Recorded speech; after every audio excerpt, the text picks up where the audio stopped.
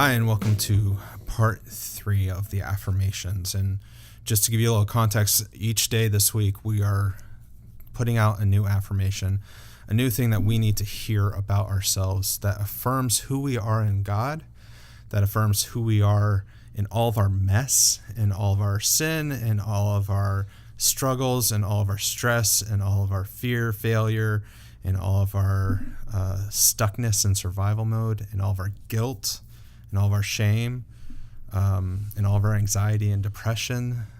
There's things that we need to hear about who we are to counteract those lies that the world is telling us to keep us in those different places.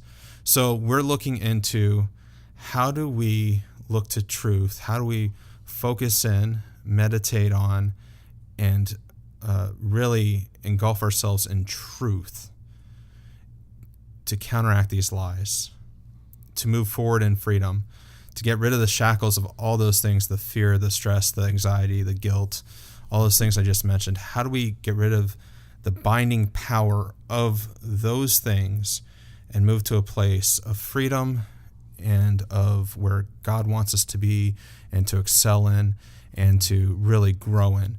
And so that's what we're looking at today, is how do we do that? So we're looking into another affirmation, another truth that we need to focus in on and really revel in, and that is that I am unique.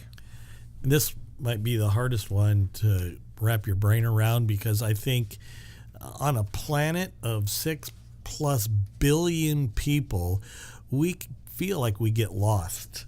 You're just part of the crowd, and I'm no different, and so you blend in with humanity. But God said that you're unique. You are fearfully and wonderfully made in its own uniqueness.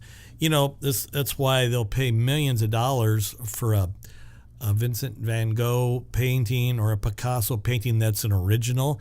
The spin-offs, the knockoffs, the reproductions, not so much. Why do they pay so much for the original? Because it's unique in what it is. And God says that you are unique.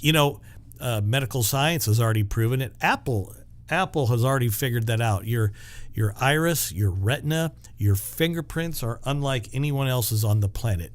That's why they use it as their security lock and unlock on their devices. Your walk, they say your gait or how you walk is unlike anyone else's. You can watch 100 people walk and think they're the same, but each has its own special little nuance. Everything from your teeth to your ears. There's so many parts of this human body, while they all look the same from a distance, are unique in themselves. That means God, the Creator, took time to make you an original. I know you don't feel that way. You feel some like lost in the crowd, as we said, but gosh, you're unique. And what does that mean if you're unique? What does it mean to others if you're? What would it mean if you showed someone else, as Jeremy likes to wrap it up, and I don't want to steal his thunder, but to go out and find the uniqueness in people? Everyone loves to be set apart a little bit. God said, you are unique, and I have created you fearfully and wonderfully in the exact specifications that I wanted. I want you to feel special that way. So you shut the podcast off for a minute and you close your eyes and say, you know what? I am unique. And it is easy to get lost in the crowd. It is easy to even try to be unique in yourself and be the outsider of a crowd. But that's not what we're talking about. What we're talking about is the fact that you were made to be you. You are made to encounter the things that you encounter. You are made to deal with things the way that you deal with things. There is no one like you. Mm-hmm. There may be someone who looks like you. I mean, we have identical twins. They look the same, but they are uniquely different. God says that he knew even before we were born the hairs on our head. He knew that specific of detail about us. He knew how we were going to move and work and feel and react to situations. He knew who we were going to be and what we were going to be about. You can have identical triplets, quadruplets, whatever lits that there is.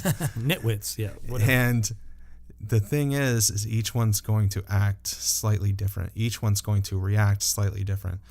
So even though you're the same, you could be in the same position as somebody at work. You could be in the same social circles, but you're going to encounter different things and you're going to react differently. And the cool thing is God knows that about us. God desires that from us. And he puts us in places that we will thrive and that we will accomplish his purposes, even if we don't thrive. And that's what's cool is it says God will never give us more than we can handle. Mm-hmm. That's how unique he knows us, is that there are things that he knows we can handle and things that he knows we can't. Good point. And so he doesn't put anything in front of us that we can't handle. And he knows that the mess that you're in, you can handle it. The stress that you're under, you can handle it. We need to take the tools that he's given us in order to handle that. And sometimes it feels like we can't handle it. Well, there's ways to work through it. And we know those ways. And God knows that we can get those ways to work through it. And so that's how unique we are, is that we are uniquely positioned by God in everything that we do.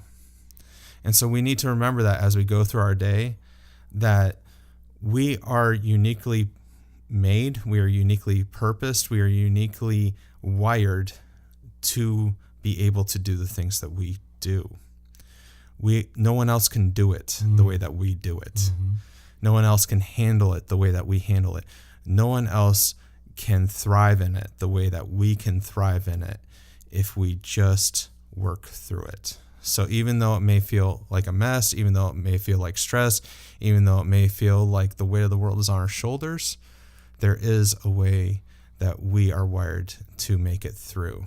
And so we need to know that we are unique, that we have been made and purposed for what he has for us. So know that today, is that as you go through your day and as you go through your week, you are uniquely made for what God is bringing to you. And so know that he will provide a way through it. Know that he will help you through it. Know that he has you there for a reason, that you are significant in that you are accepted no matter what comes of what you're going through, and that you are uniquely made and uniquely wired to handle what he's going to throw at you.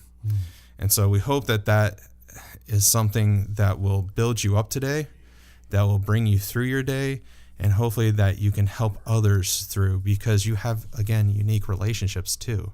And you are put in people's lives, and you can show them how they are significant. You can show them how they are accepted. You can show them how they are unique, and encourage them in all of that so that they can be better versions of themselves, and so that God can use them too. Yep.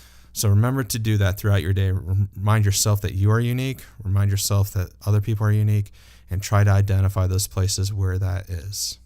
Thanks so much for listening, and we'll see you tomorrow with another truth that we need to tell ourselves.